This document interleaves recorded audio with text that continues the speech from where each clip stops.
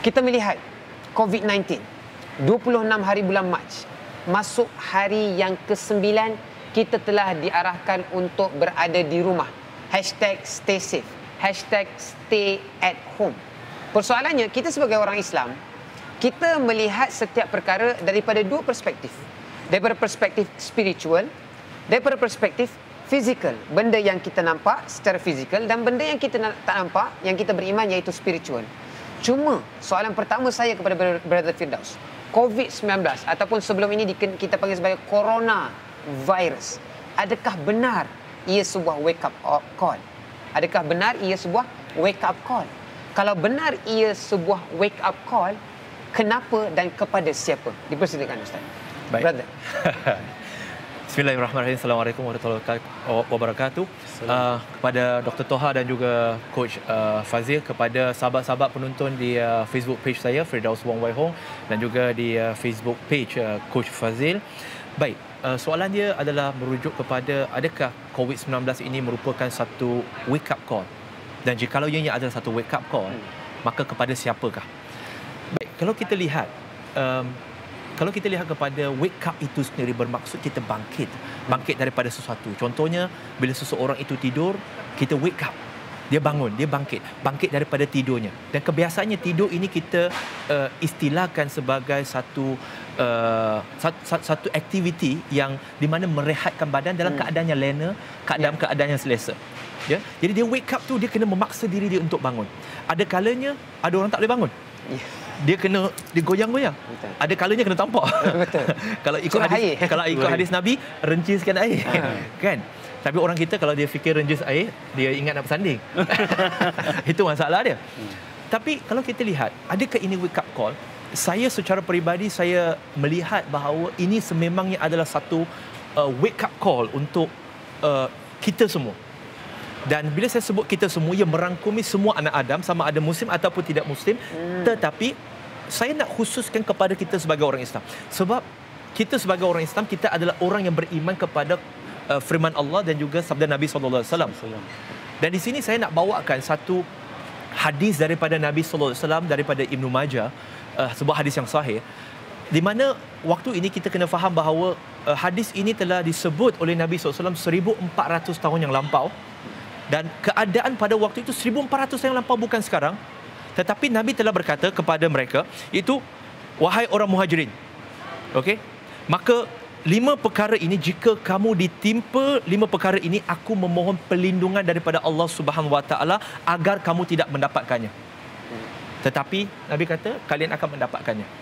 Ada 5 perkara yang akan berlaku. Dan kita lihat, dan saya akan cuba kaitkan situasi kita pada hari ini. Kenapa saya katakan ini sebagai satu wake up call? Hadis ini sebenarnya sangat powerful kalau kita betul-betul renungi. Bukannya kita kata konspirasi. Konspirasi tu kita letak ke tepi lah. Ya, kalau kita nak kata konspirasi tak habis. Walaupun ada ramai yang mengatakan konspirasi itu. Orang juga kata konspirasi, saya ni masuk Islam menipu. Konspirasi juga kan. Tapi konspirasi itu kita tak nak layan. Kita nak cakap pasal hadis Nabi SAW yang kita sebagai Muslim beriman. Yang belum Muslim, dia tengok, dia kena berfikir. Seorang manusia bernama Muhammad Ibn Abdullah SAW telah mengatakan perkara ini 1400 tahun yang lampau. Maka Nabi bagi tahu kepada Muhajirin, perkara ini saya harap tidak akan berlaku, tapi jikalau ianya berlaku, maka aku doakan kepada Allah agar kalian dijauhkan daripadanya. Apa dia? Itu yang pertama, Nabi kata, tidak akan muncul perbuatan keji, okey, pada suatu masyarakat sehingga mereka melakukannya dengan terang-terangan. Apa yang dimaksudkan dengan perkara keji ini?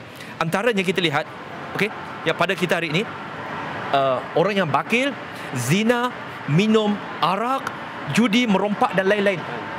Mereka bukan hari ini, dulu mereka akan rasa malu nak buat benda ini, berzina, minum arak. Hari ini orang minum arak dah ada social media. Ya, secara terbuka. Mereka mungkin minum di rumah kerana malu, tetapi pada waktu yang sama mereka malu dengan orang yang berada di sekeliling, tetapi mereka melakukannya dengan terang-terangan, dengan post gambar dan sebagainya. Dilakukan secara terang-terangan. Kedua, kecuali apabila mereka melakukan perbuatan keji tadi, yang pertama, maka akan tersebar perkara-perkara, akan tersebar penyakit-penyakit yang akan menimpa mereka yang tidak pernah berlaku kepada umat dan bangsa sebelum ini. COVID-19 ni baru. Virus tu tak baru. Tapi coronavirus tu baru. COVID-19 tu baru. Dan saya harap sahabat-sahabat tidak masuk ke dalam teori konspirasi kata, oh ini ciptaan Amerika, ciptaan China. Itu sebut nanti. Tetapi Nabi kata, kecuali akan tersebar penyakit-penyakit lainnya yang tidak ada pada orang-orang sebelum mereka. Sekarang tersebar. Ya, sebelum ni tak pernah didengari. Sebelum tak pernah. Kita mungkin dengar Toyota Corona aja. Tapi coronavirus Tak pernah. tak pernah. Jadi bila tersebarnya pelbagai teori, tiba-tiba orang yang tak ambil peduli tentang sains, dia pun nak ambil peduli tentang sains. Dia pun nak ambil tahu. Nak tak nak, dia jadi wake up. Dia pun nak ambil tahu. Maksudnya kepentingan ilmu kat situ. Ketiga, Nabi kata, orang-orang yang tidak menahan zakat hartanya, okey, kecuali hujan dari langit juga akan ditahan dari mereka. Maksudnya, Allah. hari ini orang Islam kita semakin kaya. Betul? Betul? Kita dapat lihat orang Islam kita semakin kaya. Selesa dah. Selesa. Ada yang komplain lembaga zakat di mana mereka ketika COVID-19 ini. Walaupun lembaga zakat ada bagi, tetapi ada kalanya orang yang mempertikaikan itu dia sendiri tak bayar zakat. Betul Ustaz. Dia menahan zakat dia, kecuali Allah Subhanahu Wa Taala akan menahan hujan daripada mereka, tetapi Allah menurunkan hujan itu semata-mata kerana adanya haiwan. Jikalau tiada haiwan, maka hujan pun tidak akan turun kepada kita. Musim kemarau. Mana manusia tu tak layak menerima hujan. Tak, tapi Allah turunkan itu sebagai rahmat untuk haiwan, bukannya untuk kita pun.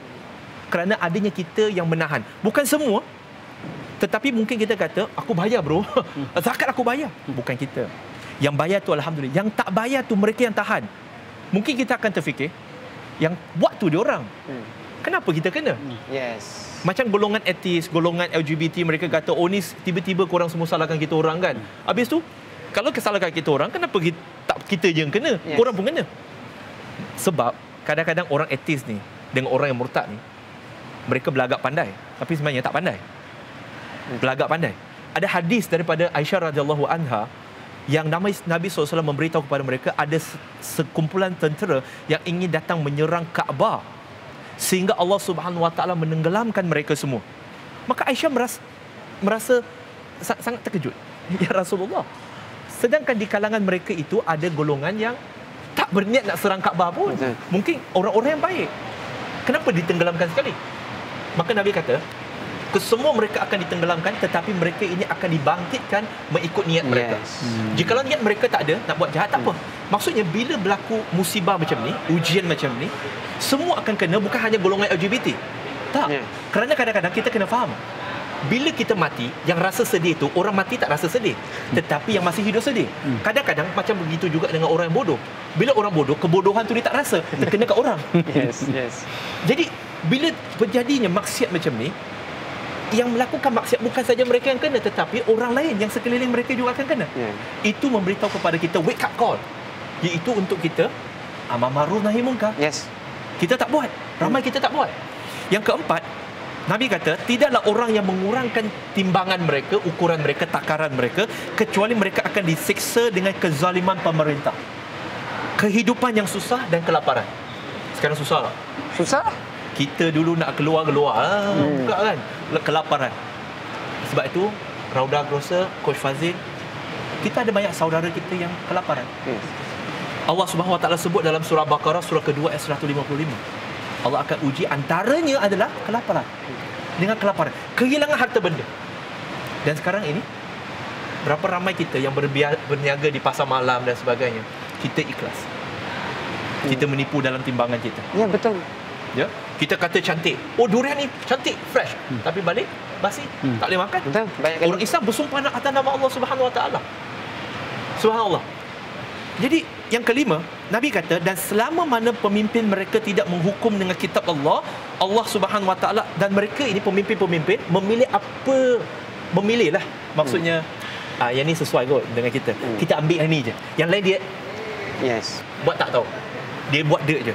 Maka Allah Subhanahu Wa Taala kata, kecuali jikalau mereka ini pemimpin-pemimpin, mereka tidak beriman dan tidak memimpin berdasarkan dengan kitab-kitab Allah, maka kecuali Allah Subhanahu Wa Taala akan menjadikan permusuhan yang keras di antara mereka. Hari ini kita bayangkan, saat kita nak COVID-19, kita dalam perintah kawalan pergerakan ni pun masih sibuk nak berpolitik. Betul. Masih sibuk itu dan ini. Subhanallah. Sesama Muslim, sepatutnya waktu ini kita bersama. Kita bersatu bersama. Kita bersatu. Nak berpolitik selepas tu. Bukan saja ahli politik. Kalau ahli politik berpolitik, kita faham. Sebab mereka ahli politik. Macam pemain bola sepak. Tak main bola, takkan nak main guli. Tetapi yang jadi masalahnya ialah orang yang tak masuk politik pun dia nak berpolitik sekali. Tidak. Maka kita lihat kenapa ini wake up call. Wake up call agar kita, bila Nabi sebut 5 perkara itu, maksudnya perbuatan keji dilakukan terang-terangan. Allah Subhanahu Wa Taala menimpakan penyakit kepada kita. Adakah ini pengakhiran? Tidak. Saya percaya bukan. Ini wake up call untuk kita. Untuk mereka yang selama ini, yang sekarang ini susah, tetapi saya nampak wake up call ini sebenarnya lebih kepada kita yang alhamdulillah Allah cukupkan nikmat kita. Apakah kita akan membantu mereka yang berada dalam kesempitan itu? Jadi saya yakin, dan dianya khusus kepada semua secara umumnya, tetapi khususnya untuk kita sebagai Muslim yang beriman kepada yaumul qiyamah, kepada hari kiamat. Apa kita nak jawab di hadapan Allah Subhanahu Wa Taala ketika PKP, ketika COVID-19? Kita ada makan cukup, tapi kita tak fikir orang sebelah kita. Sedangkan ada dalam kitab Al-Adabul Mufrad oleh Imam Al-Bukhari, hak jiran tetangga. Tidak beriman kamu jikalau kamu tidur dalam kekenyangan, tetapi jiran kamu tidur dalam kelaparan. Bagaimana dengan jiran-jiran kita? Maka adalah wake up call untuk saya, untuk sahabat-sahabat semua. Wallahu a'lam. Terima kasih Brother Firdaus atas jawapan yang sangat padat. Saya dapat, kalau saya dapat simpulkan kepada para penonton, apa yang dikongsikan oleh Brother Firdaus dengan jawapan tadi adalah sepotong hadis yang Nabi sallallahu alaihi wasallam pernah bersabda, khairun nas anfa'uhum linnas. Manusia yang terbaik di kalangan kamu adalah mereka yang memberi manfaat kepada orang lain. Jadi jawapan yang telah diberi oleh Brother Firdaus nampak kepada bagaimana kita dalam setiap situasi, sama ada susah ataupun senang, kita kena memberi manfaat kepada orang lain. Mungkin sebelum ini kita tidak ada COVID-19, coach. Mungkin sebelum ini kita tidak ada PKP, Brother Firdaus. Kita relax, brother. Kita hanya jaga perut kita sendiri, kita hanya jaga keluarga kita sendiri. Sekarang kita dah melalui satu resesi, kemelesetan. World Bank menganggarkan kemelesetan ataupun resesi ini akan berterusan hingga Januari 2021.